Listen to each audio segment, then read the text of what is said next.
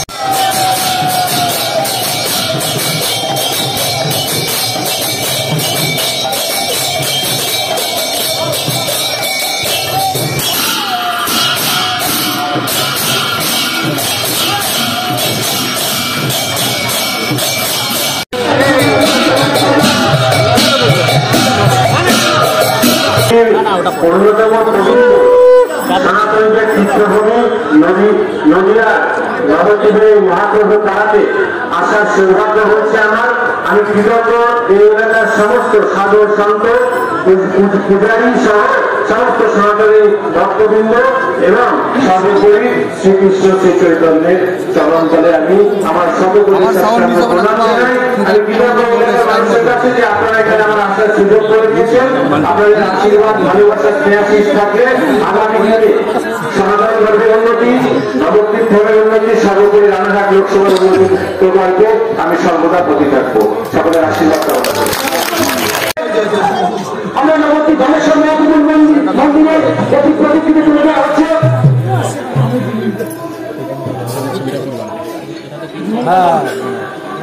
আমরা প্রতিকৃতি তুলে দিলাম আমাদের ধনেশ্বর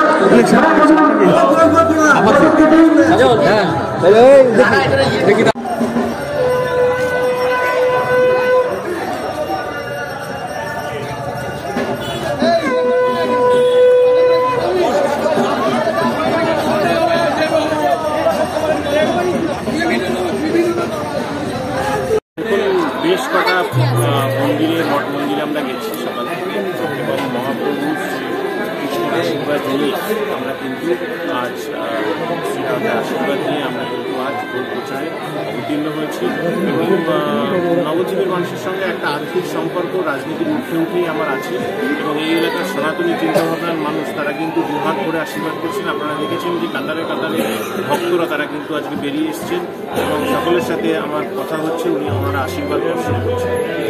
এখানকার মানুষ কি চাইলেন আপনার কাছে, যেটুকুনি কথা? এখানকার মানুষ গ্রামের সার্বিক উন্নতি, বিগত দিনের বিদায়ী সাংসদ বিজেপির যে সাংসদ জগন্নাথ সরকার, তিনি ধামের শুধু ধাম নয় নবদ্বীপ বিধানসভার জন্য একটিও টাকা খরচা করেন এবং রানাঘাট লোকসভায় তার কোনো কাজের কোনো নমুনা আমরা দেখতে পাইনি। সেই জায়গায় দাঁড়িয়ে এই নবদ্বীপের প্রিয় নাগরিকবৃন্দ সকলের একটাই প্রত্যাশা যে মঠ মন্দিরের সংস্কার এই পূর্ণভূমিকে আরও মডার্ন রূপ দেওয়ার যে দাবি তাকে আমি বাস্তবে রূপায়িত করব। তৃণমূলের 5 বছরের উন্নয়ন আর জগন্নাথের 5 বছরের ব্যর্থতা কোনটা আপনাকে বেশি এগিয়ে রাখছে জেতার ব্যাপারে? দেখুন, অবশ্যই মমতা ব্যানার্জির যে উন্নয়ন, বিভিন্ন প্রকল্পের মাধ্যমে আবাল বৃদ্ধ বনিতা রাজনীতির ঊর্ধ্বে উঠে, ধর্মের ঊর্ধ্বে উঠে 10 কোটি মানুষের দ্বারে দ্বারে যে পরিষেবা পৌঁছে দেওয়া, সেটাই একমাত্র মূল এজেন্ডা। কিন্তু সেই সাথে সাথে বিগত দিনের বিদায়ী সাংসদ, বিজেপির যে সাংসদ জগন্নাথ সরকার, তিনি যে মানুষের পাশে দাঁড়াননি, মানুষের কাজ করেননি, করোনার সময় তাকে পাওয়া যায়নি, মানুষ তাকে চেনেই না, সেটাও কিন্তু এবারের রাজনীতির একটা অন্যতম বিষয়। প্রচার যত এগোচ্ছে আপনার কি জেতার ব্যাপারে কনফিডেন্স বাড়ছে? আমি প্রথম দিন থেকে জেতার ব্যাপারে কনফিডেন্ট ছিলাম, কারণ কি আমি জানি নবদ্বীপবাসী, রানাঘাট লোকসভাবাসী আমার সঙ্গে আছেন, তারা সত্য ন্যায় প্রতিষ্ঠার সঙ্গে আছেন।